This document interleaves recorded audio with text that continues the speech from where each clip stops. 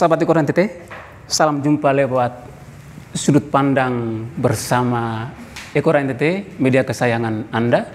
Sudah ada bersama saya seorang loper koran. Inilah dia, Om Yoris. Salam jumpa, apa kabar? Kabar baik. Luar biasa. Mungkin Om Yoris bisa menceritakan sedikit tentang latar belakang hidup. Terima kasih.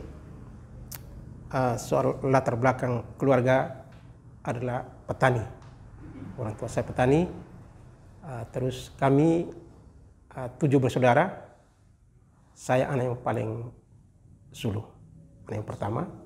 Lalu dalam perjalanan kami dibesarkan dengan orang tuanya petani, kerja kebun, terus membimbing kami. Terus kami sampai dengan masuk sekolah atau pendidikan, walau tidak sampai di tingkat SMA, tetapi kami sampai di bangku SMP. Di bangku SMP. Itu sekitar tahun berapa Om Yoris? Itu sejak itu tahun 1988. 88. Berarti tahun 88 berhenti tamat dari SMP, tamat SMP. Baik, selanjutnya dalam jenjang itu Om Yoris pasti punya visi, apalagi berhenti di bangku SMP. Apakah punya niat untuk masuk ke SMA atau sekolah yang lebih tinggi? Waktu itu memang niatnya seperti itu, tapi kita melihat latar belakang orang tua. Di saat-saat itu memang kehidupan memang namanya petani ya, tidak tentu juga penghasilan setiap bulan. Gitu. Dan kalau kita mau lihat dari kampung, Om Yoris kemudian punya visi atau punya mimpi untuk merantau, beralih sampai kemudian memilih untuk tinggal di kota Maumere. Itu mungkin kenapa Om Yoris memilih datang dan menetap di Maumere, tidak ke Kalimantan atau ke Malaysia, karena di sana peluang untuk mendapatkan uang kan lebih besar. Jadi baik, saya punya prinsip waktu itu merantau saya hanya sampai di Maumere. Karena apa? Karena saya sebagai anak pertama atau anak sulung, akhirnya saya lebih dekatkan dengan orang tua, walaupun jauh dari Ende ke Maumere, tapi artinya bisa menjangkau dengan dalam perjalanan lewat kendaraan atau bis waktu itu. Jadi baik, Om Yoris, dari merantau memilih tinggal di Maumere kan tadi. Jadi titik start pasti ada tahapan-tahapannya, Om Yoris. Pasti Om Yoris melewati pergulatan menjadi ini dan itu butuh banyak hal. Mungkin Om Yoris bisa menceritakan sedikit bagaimana tahapan-tahapan itu sejak alurnya seperti apa. Om Yoris bisa masuk ke situ. Jadi saya dari Ende berangkat dari Ende tanggal 19 Juli tahun 1989. 19 Juli 1989 di hari Rabu, saya masih ingat sampai hari Rabu. Dalam perjalanan saya waktu dari Ende, saya numpang pertama itu bis waktu itu Sinjai. Sinjai, dan waktu itu saya dari Ende artinya bukan jalan begitu saja, tetapi saya melihat peluang barang apa saya harus bawa ke Maumere. Ternyata sampai di Duaria, kebetulan ada uang, saya ada belanja seperti saya beli jeruk. Waktu itu percobaan waktu itu ada awalnya dua peti atau 2 keler, saya jual di sini waktu itu. Dan setiba saya di sini, saya nginap atau tidur di pasar yang sekarang ada di pasar tingkat sekarang. Saya waktu itu modal pertama 150.000 waktu itu. Waktu itu 150.000 cukup besar waktu itu, besar waktu itu. Dan itu modal itu dari hasil saya kerja kebun, saya jual hasil. Semoga dari situ saya untuk beli jeruk dan saya datang jual di sini waktu itu. Lalu saya beralih profesi waktu itu kerja proyek. Setelah jadi buruh aspal, selanjutnya kerja apa itu? Saya kerja bangunan. Luar biasa sekali perjalanan titik start dari kampung itu sampai ke kota Maumere itu bertahap-tahap ya. Kalau kita melihat. Tapi begini Om Yoris, kita mau masuk lagi lebih ke dalam, kita bertolak lagi lebih ke dalam. Bagaimana Om Yoris memulai karir sebagai seorang loper koran awal tuh? Saya tahu tentang bagaimana tuh media mingguan waktu itu, surat kabar mingguan dia itu seperti apa. Nah, ketika waktu itu Om saya mau masuk operasi, dia kasih tahu saya, dia beritahu, dia bilang, engkau berhenti dulu kerja, kau bantu saya dulu. Bantu saya antar koran. Jadi prosesnya itu, kalau mereka dari Indonesia sudah kirim ke lewat bis itu, biasakan dalam perjalanan itu butuh waktu. Beda dengan sekarang. Dulu memang jalan cukup parah juga waktu kita boleh kata jalan jelek sekali. Setelah mulai jam 8 tiba sini kadang-kadang sampai jam 4 sampai jam 5 sore. Setelah tiba di sini saya melihat waktu. Melihat waktu setelah saya bongkar habis, susun semua, bongkar, saya melihat waktu. Berapa jam saya harus antar yang lebih dekat-dekat yang ada di sekitar. Misalnya dulu dipakai Nusa Indah. Dan pertokoan saya antar lebih dulu. Om Yoris masuk dan menjadi karyawan tetap dalam perusahaan khususnya media mingguan Dian ini itu sekitar tahun berapa? 91. Jadi 91 waktu itu di awal Februari. Awal Februari waktu itu. Dan sebelum itu saya sebagai tenaga bantuan untuk Bapak Nadus waktu itu. Oh, yang sebelum itu masih dengan agen biasa. Hanya untuk membantu, mempermudah atau ini memperlancar kesibukannya Om Nadus tadi yang sakit tadi, seperti itu. Jadi walaupun saya tinggal satu rumah, tapi diberi makan, diberi minum segala macam, dan saya waktu digaji. Digaji waktu itu saya 1 bulan 20.000 waktu itu. Om Yoris menjadi loper koran sesungguhnya itu sampai tahun berapa? Rentang waktu dari 91 itu sampai tahun berapa? Dari 91 sampai dengan 2004. 2004. Masuk ke 2004, ya cukup lama juga. Ya, belasan tahun. Belasan tahun itu, lumayan. Luar biasa sekali. Dari tahapan-tahapan perjalanan Om, mulai dari pedagang tadi, sampai dengan masuk ke loper koran ini kan pasti ada banyak tantangan. Jadi perputaran roda berputar itu pasti ada jatuh dan bangunnya kan. Tantangan-tantangan seperti apa yang Om Yoris rasakan dalam proses itu? Kalau tantangan dalam proses itu, kalau kita melihat di satu media, seperti tantangan yang di lapangan, kita di jalan, tantangan-tantangan. Misalnya yang pengalaman kami kalau di media, namanya di media cetak atau berurus dengan pelanggan itu pasti punya tantangan. Misalnya tantangan begini, kalau di target dari perusahaan sekian lalu tidak mencapai target itu, maka itu merupakan tantangan buat kami. Karena apa? Kan kita tidak mencapai target. Tantangan itu seperti itu. Misalnya penagihan ada yang tunda. Jadi kita harus bagaimana kita harus tetap jalan pergi ke rumah penagihan itu tantangan. Misalnya ada yang tunda, lalu kita pergi lagi. Kan namanya kita, kalau namanya janji kan belum tentu tepat namanya janji. Harus ditunda lagi. Itulah tantangan kami seperti itu. Karena kami juga nama sebagai karyawan punya tanggung jawab, tapi kami selalu tabah menghadapi situasi seperti itu. Itu anggaplah kami ini kita juga tahu tentang kehidupan mereka juga, para pelanggan juga. Tidak selamanya mereka mereka ada semua, tidak mungkin. Ya seperti itu. Dari semua perjuangan tadi itu kan pasti membawa dampak, pasti ada hasilnya. Apa yang Om Yoris rasakan sekarang hasil dari keseluruhan? Prinsip saya begini, kalau saya bekerja, pasti pada titik terakhirnya saya harus pasti mendapatkan hasil. Ya, hasil betul. Artinya yang pertama itu, dan bagaimana saya perjuangkan Kusudi Momere. Betul. Dan saya waktu itu pemikiran saya harus punya memiliki tanah sendiri. Ternyata dalam perjalanannya berhasil. Hasil yang berikutnya adalah saya punya cita-cita ingin saya punya anak itu sampai di bangku kuliah. Ternyata tercapai juga.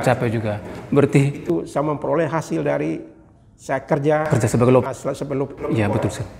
Berarti dari hasil itu selain beli tanah, biaya juga pendidikan anak-anak. Sampai mereka selesai kuliah. Dan sekarang dua-duanya sudah kerja semua.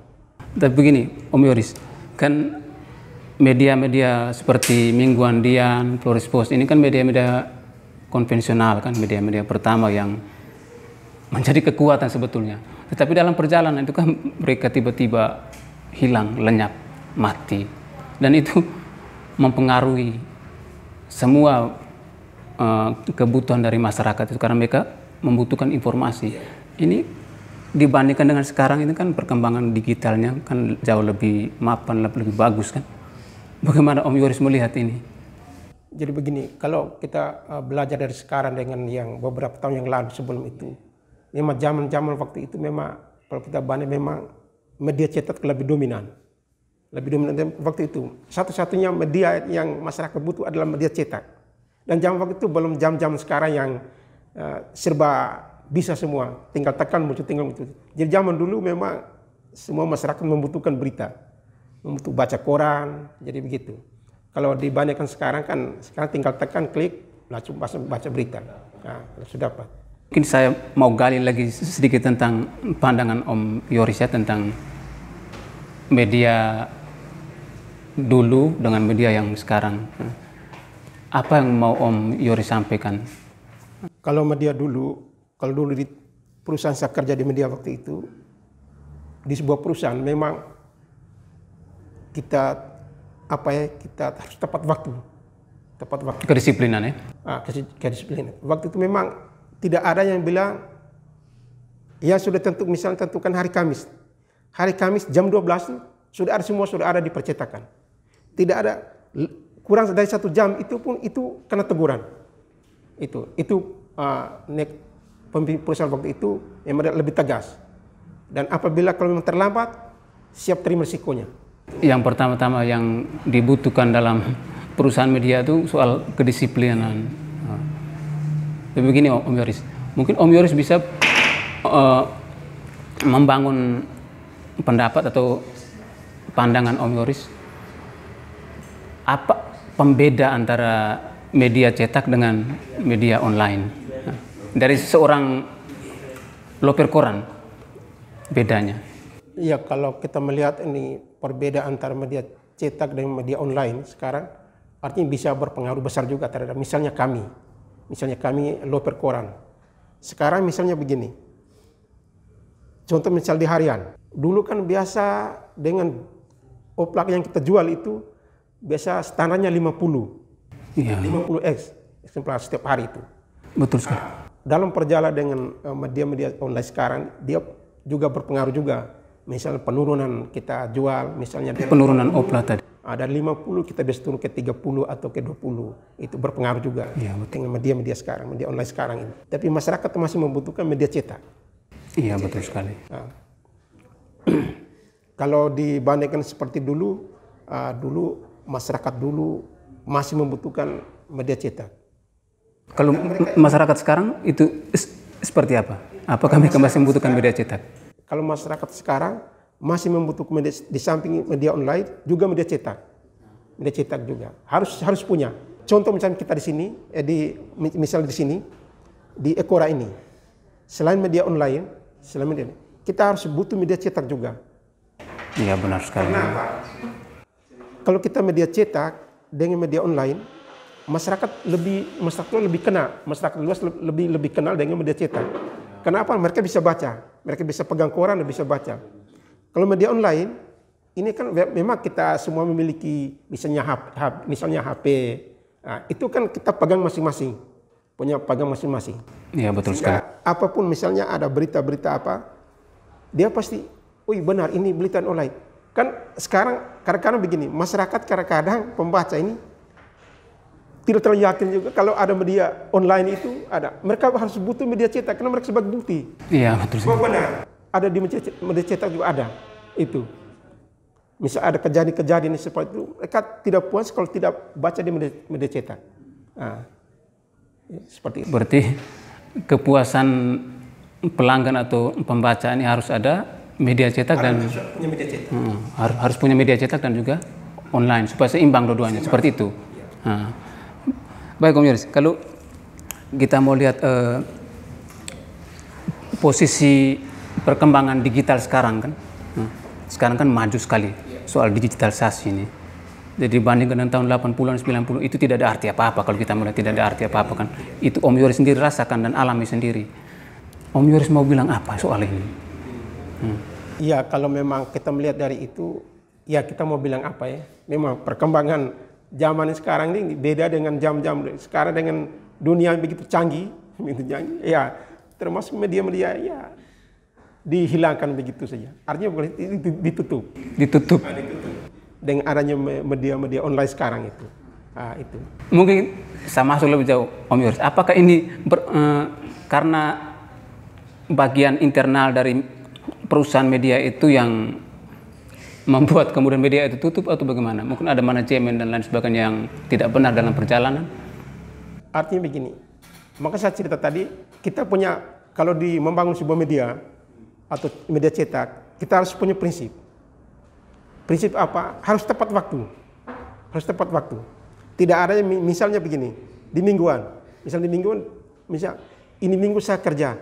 Lalu kerja dalam satu minggu, lalu minggu berikut baru terbit. Kan tidak iya, benar sekali.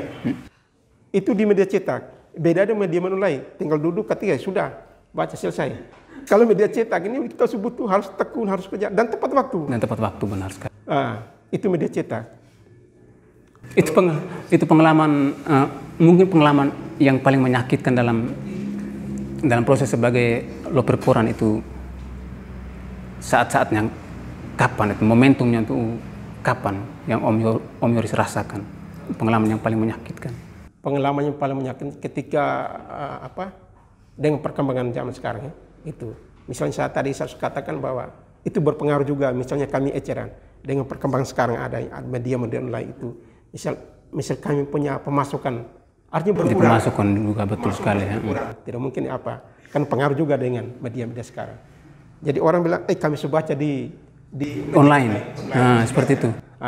Itu berpengaruh juga untuk kami juga. Berarti sangat berpengaruh dengan pendapatan juga dari opla. Yang betul sekali, benar sekali. Tapi saya mau sampaikan lagi Om Yoris. Bagaimana Om Yoris mengatakan kepada penonton atau kepada anak-anak muda, kepada generasi sekarang soal profesi loper koran ini. Di mata Om Yoris profesi ini itu seperti apa? Ini kalau kita melihat sekarang ya, namanya anak-anak muda sekarang, akhirnya saya melihat mereka merasa ketika kita menjual koran, mereka merasa, ini pekerjaan seperti apa? Iya. Pekerjaan seperti apa? Padahal mereka tidak tahu kita di sebuah media ini nih, kita jual koran, kan kita kenal banyak orang. Jual media. Berarti dampaknya banyak ya? Dampaknya banyak. Jadi misalnya kalau kita mau namanya seperti tadi katakan bahwa terhadap anak-anak sekarang kan namanya jual koran malu. Iya. Padahal mereka tidak sadar itu memperoleh hasil. Misalnya mereka dapat uang. Betul sekali. Selain uang apa lagi? Selain uang ya kita berpengalaman juga, kita kenal banyak orang. Kita kenal banyak orang dengan pejabat. Ya betul sekali. Itu yang kita juga mungkin kan kita tahu informasi lebih dulu kan. Betul sekali ya, kita tahu informasi lebih dulu. Kemudian ini Om Yoris, yang terakhir mungkin Om Yoris sampaikan pesan terbaik dari Om Yoris. Mungkin ini menjadi filosofi untuk penonton, untuk sahabat Ekora sekalian di mana saja.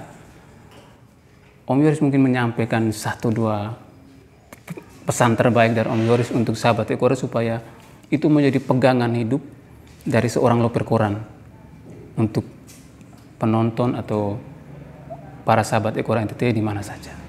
Baik, terima kasih teman-teman semua di tempat di redaksi Ekora NTT ini. Saya mau sampaikan semua para krunya, kita membangun sebuah media, dalam hal itu kita hidupkan kembali media cetak. Media cetak. Itu yang pesan dari saya. Sehingga masyarakat bisa kenal juga selain online, di media cetak juga seperti itu. Nah, itu seperti saya. Hanya itu saja. Baik, terima kasih banyak. Terima kasih.